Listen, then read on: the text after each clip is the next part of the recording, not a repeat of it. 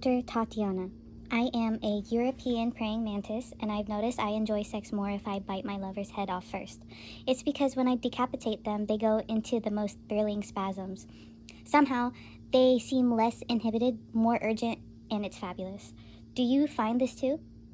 Well, some of my best friends are man-eaters, but between you and me, cannibalism isn't in my bag. I can see why you like it though. Males in your species are boring lovers, and beheading them works wonders.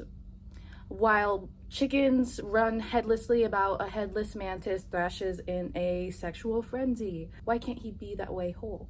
Well, it's hard to have wild sex if you're trying to keep your head. In the next two videos, I'll be showing you what a male and female praying mantis look like.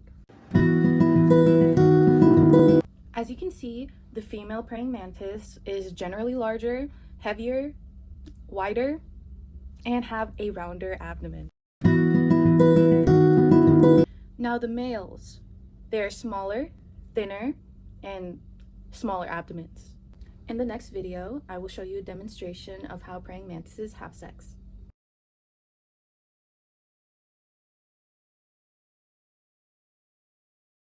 I paused right here. So as you can see, the goal is to get close enough to leap on her back, then the praying mantis can make love. The male praying mantis is in danger during his approach, as well as his departure, if he makes it.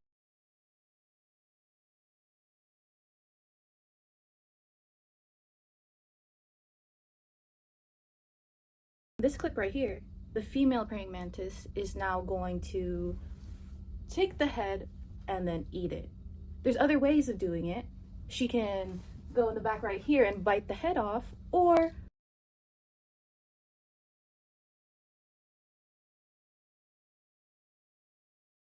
Mr. Praying Mantis had a stroke of bad luck. When he's possessed of his head, his brain sends messages to his private parts telling him how to behave, which holds his libido in check until he's in position. Once he loses his head, the messages inhibit sexual behavior and turns him into a sex fiend. As you can see in the video, once Mr. Praying Mantis gets his head eaten, he keeps humping and orgasms very vigorously.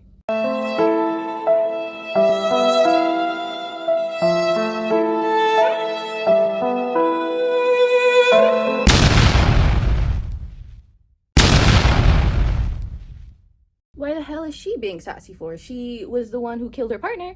Not his fault that she's a single mom. But don't you feel bad, Mrs. Praying Mantis? Because in more than 80 other species, they have been caught eating their lovers before, during, after sex. Spiders, mantises, scorpions, midges. Midges are tiny flies with big appetites that turn their lovers' insides into soup and also keep their lover's penis in them. You might ask me, Dr. Tatiana, why do I have to do this? Why does it happen? Well, to see why, let's take a step back and take a more general look at what happens when females routinely attempt to eat their lovers before sex. First, imagine a land where all girls are equally rapacious, and imagine that each girl will meet one boy in her whole life. If every girl eats her only suitor instead of screwing him, everyone loses. However, what if boys could somehow escape being eaten, at least until they had the job done? Any boy able to escape would have a huge advantage over those who were not able to escape. And if the trick to escaping had a genetic basis, genes for escaping would spread. After all, every male in the next generation would have sons of successful escapees. Girls who don't eat their mates are at no risk at remaining virgins. So if everyone has only one suitor, kinder, gentler females win the day. Non-cannibals in the population, a male lucky enough to meet one is able to mate even if he doesn't have the escaping gene. In a scenario where a female is able to mate with a bunch of males and meet a bunch of males, it won't matter if she eats most of them. That's because if everyone is attempting to catch and eat their lovers, attempted cannibalism becomes a test. In a man eating culture, your sons will survive and reproduce only if they can invade a female's clutches, so it would be wise to check their dad's abilities. At the same time, any male who can escape will have a huge advantage over those who cannot.